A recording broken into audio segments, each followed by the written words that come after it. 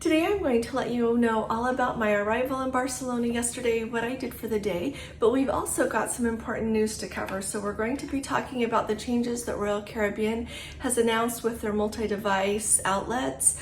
We're also going to be talking about what's happening with some river cruises due to the flooding on some of the rivers in Europe. And finally, there's going to potentially be a strike of the Longshoremen along the east coast of the United States. So I'll let you know what that's looking like and lots more. So let's go ahead and get started.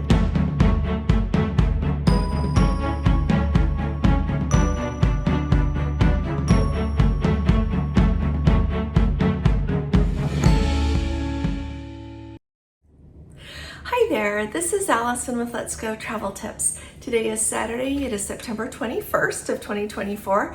I'm here in my hotel, it's the Ibis that's close to Sagrada Familia here in Barcelona. I had a wonderful day yesterday, so I'm going to tell you all about that as well as some footage from my day and everything after I go over some quick news stories for you, alrighty? So yesterday in my video, I mentioned briefly that Royal Caribbean has just made an announcement that they are no longer going to be allowing these multi-device outlets any longer. So this is the one we always travel with. It's the one, like I've used it here in this hotel. You've got the extra outlets for plugs as well as USB. Now, this does not change the plug for Europe, so I have a different adapter for that, but I plug that into the wall and then I just plug this into that and it works perfectly. And a lot of people use these not only in hotels when they travel, but it's a really big deal to use these on cruise ships. Cruise ships historically do not have a lot of plugs available. So when you go and you want to charge your laptop, your phones, there's all, especially if you've got more than one person in the cabin, you want to charge your phones, laptops. Some people have CPAPs they need to use as they travel. If you want to charge your camera batteries, just whatever it is that you travel with that needs charging, these are a really big deal. But Royal Caribbean just announced that they are no longer going to allow these. Since we talk about Princess so much on this channel, I wanted to let you know that yesterday when Royal Caribbean made that announcement, I double checked Princess's website and again this morning right before I made this video, and they are still allowing these kind of devices on board. My guess is that Royal Caribbean and what they've said so far in their release is that they are worried about these getting too hot. For what it's worth, ours has never gotten hot, but I think it's also really important to stay up to date with what you have, not be using something you had 10 years ago. For a really long time, at least since we started cruising in 2014, cruise lines have not allowed the surge protector extension cords kind of things, but these don't surge protect. These simply, you plug them in and you have access to more outlets.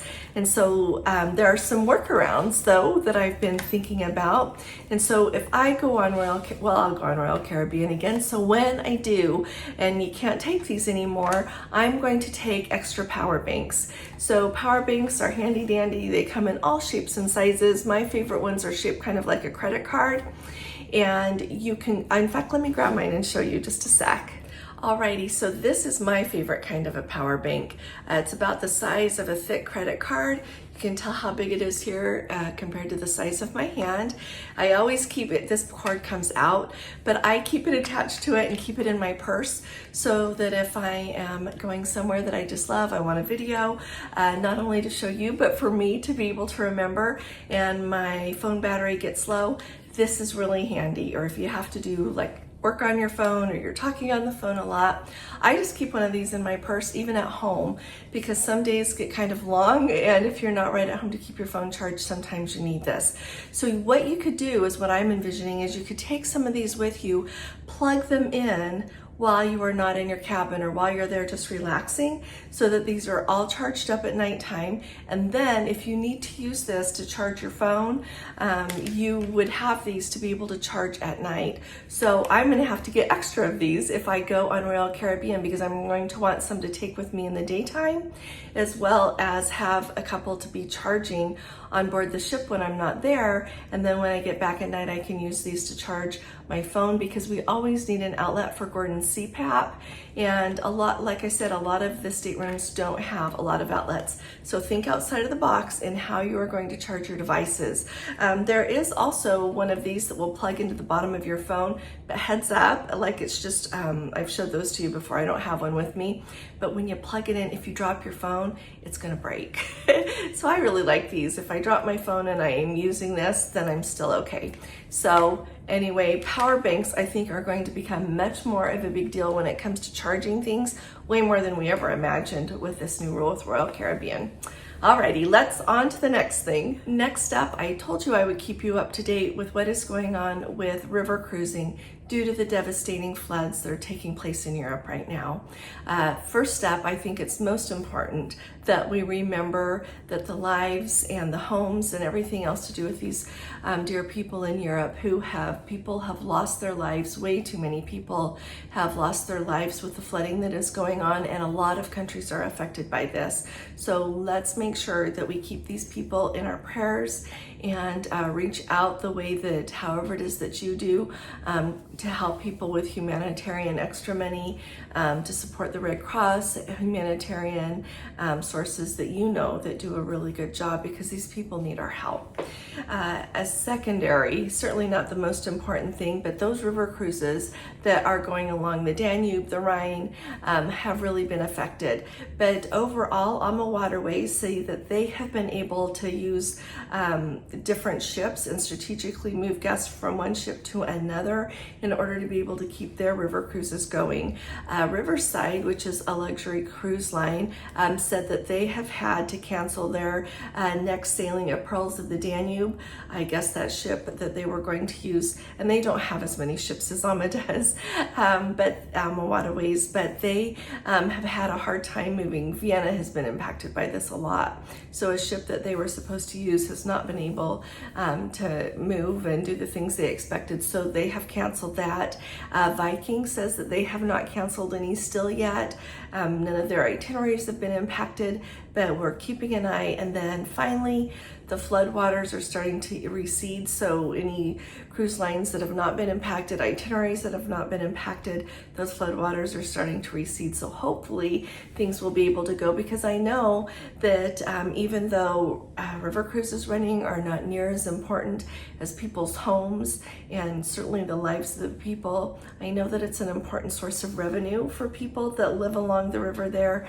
There's a lot of income that comes from the guests that come and visit, as well as run tours, all of this. And so I wanted to keep you up to date on that. We've also got a lot of news coming in about a potential strike of the Longshoreman along the east coast of the United States. When you think about how many ports are impacted, right now the news is saying that it's going to impact 36 different ports.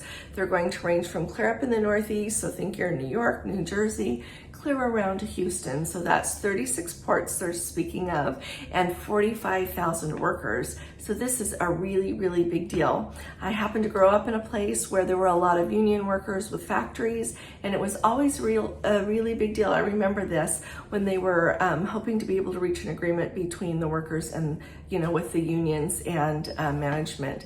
So I hope that they're able to come to an agreement, not only for everyone who is impacted by all of the goods that they want to be unloaded, by cruises that want to go and everything else in those regions, but the families that are supported by the workers there who are longshoremen. It's a really big deal. So I'll keep you up to date. And but clearly, when you think about New York going clear around to Houston, that's a lot of cruise ports that could potentially be impacted. And it takes an awful lot to be able to not only unload all the container ships and everything coming into the US, and load them also, but then also it takes a lot to keep a cruise ship running. So I'll keep you up to date on that. We've got until September 30th is the deadline that the workers with their unions are hoping to reach an agreement with management. So like I said, I'll keep you up to date on that. If you have not subscribed to our channel yet, will you please go ahead and hit that subscribe button? And if you appreciate my updates, would you please give this video a thumbs up? It really helps us out, so thank you very much.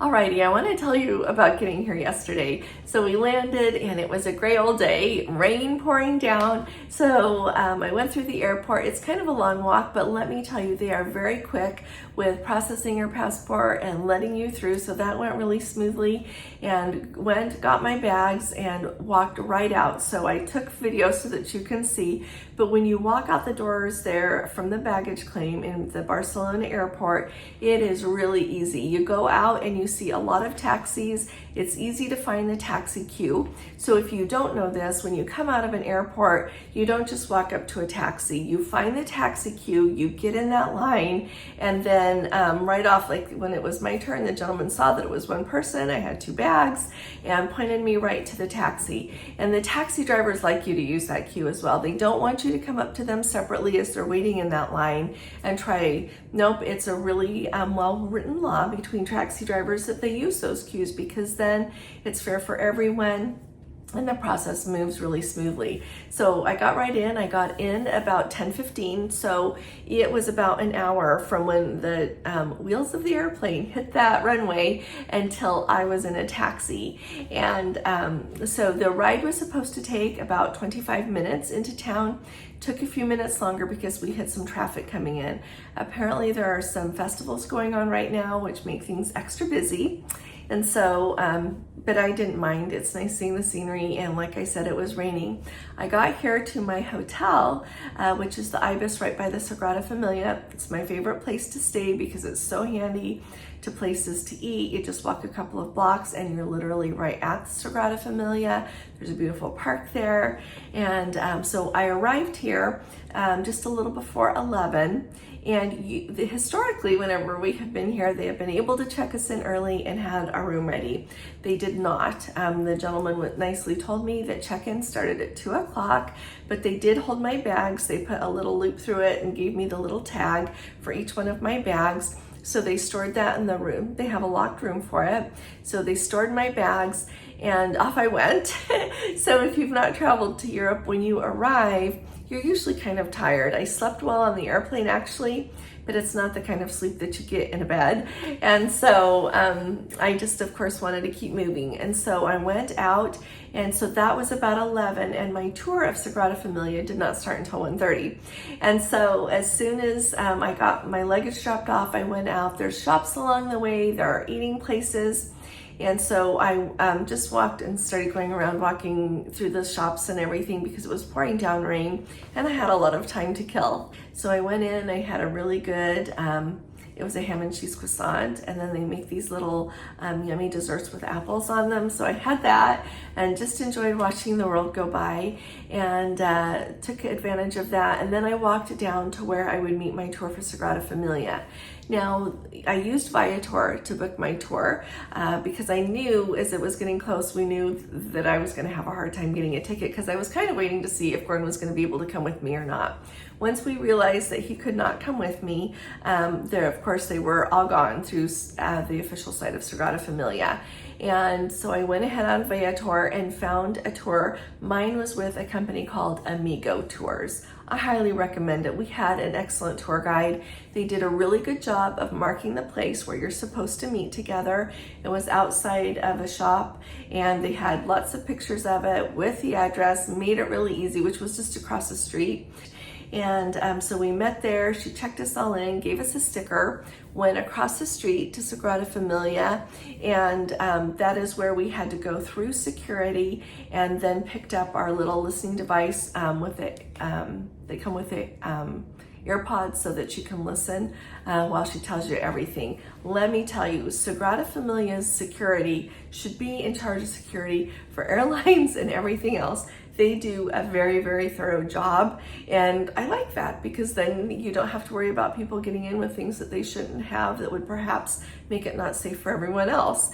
And just thought I would note that. But then we got right in. She did a really good job talking about the facade. As we entered, on the entrance is on the side with the facade of the Nativity, which is so beautiful. It is so beautiful. So we went in. She did a really good job of touring us around the interior.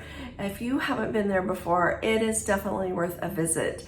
thoroughly enjoyed that. It is spectacular. Antony Gaudi did a really good job. Some of the sculpture work is it's really interesting how there are so many different components of such a special place there.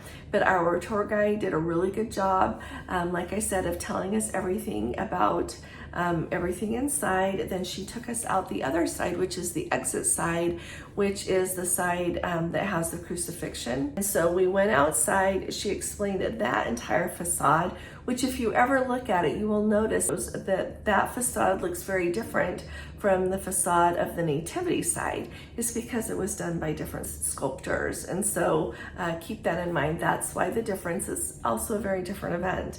And so she did an excellent tour of that, showed us everything else that you could see there. I'll tell you a fun tip. When you look, and I've got pictures of it, there are fruits. When you look in front of the, like both on the nativity side and on the crucifixion side, you can look to the end and see that there are beautiful sculptures that have fruit on them. The fruit is made of Murano glass. It is absolutely breathtaking. So beautiful. I just thought you might like to know that. The other thing you might like to know is those columns inside the Sagrada Familia. You see those huge columns. That is made of porphyry from Iran.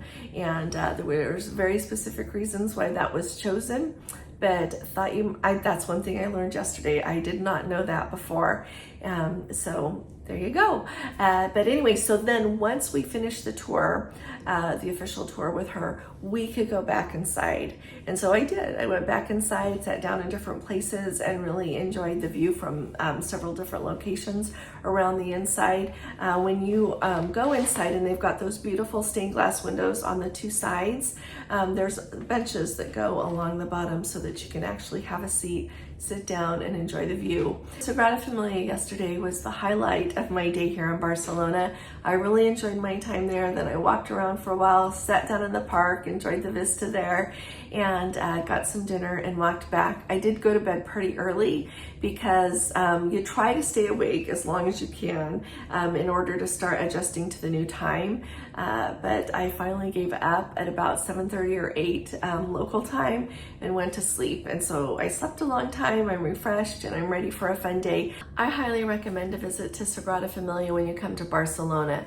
There's a lot to see in the Gothic quarter. There's a beautiful cathedral there. Don't miss that over at Las Ramblas. That whole area is so much to see from the top to the bottom of the Las Ramblas. Make sure you see everything there. Out of everything though, I would say that my very favorite place to visit is Sagrada Familia in this area around here. So I highly recommend that. If you're coming to Barcelona, make sure that you get your tickets well in advance. Sagrada Familia has their own website where you can get tickets. They open them a few months out, so keep your eye on when they open up for the time that you want to be here and book it, because if they're sold out online, they're sold out. You can't walk up to the ticket counter and be able to get any more. If you're wanting to go and they are all sold out, go to Viator or TripAdvisor and start looking for tickets that you can get through third-party vendors. They actually run really good tours. The tour providers do, to be able to go, and they offer them in different languages. So if you're wanting to go and the only thing available is French, because I almost had to book that until one opened up on the one that I finally found, I would still recommend that. I wouldn't have been able to understand what they said, but I would have been able to go inside. So I want you to keep in mind how important it is to book your tickets in advance, and don't miss it. It is definitely worth a visit. To visit the cathedral that's in the Gothic quarter of Barcelona, you don't have to have a ticket for that. You can just go. I like staying in this part of Barcelona because it is so handy to the metro. I've taken the metro from the closest metro stop here before. It's definitely walkable, and when you take the metro, then you can choose where else you want to go in Barcelona. The metro here is really safe. I've never not felt safe here, and just want to put that out there. There's a lot to see here. I would say Barcelona is a really nice place to visit. A lot to see. and really nice people here. So come with me as I board the Azamara quest. That video will be available tomorrow, but I'll get some things posted over on Facebook. If you've not joined us on Facebook yet, it's just Let's Go Travel Tips. Come and request to join, and Gordon will admit you to the group. It's a really great place. A lot of people share their travels. People answer and ask questions there. It's a really fun place to gather together and just share what we're doing. So I look forward to seeing you there, and I look forward to seeing you on my trip. Azamara Quest is located at Pier S here in Barcelona, over in the World Cruise. They've got a beautiful World Trade Center cruise terminal, and that's where I'm off to next. So let me know in the comments if you've been to Barcelona. Let me know. What other questions do you have? What else do you want to know about Barcelona?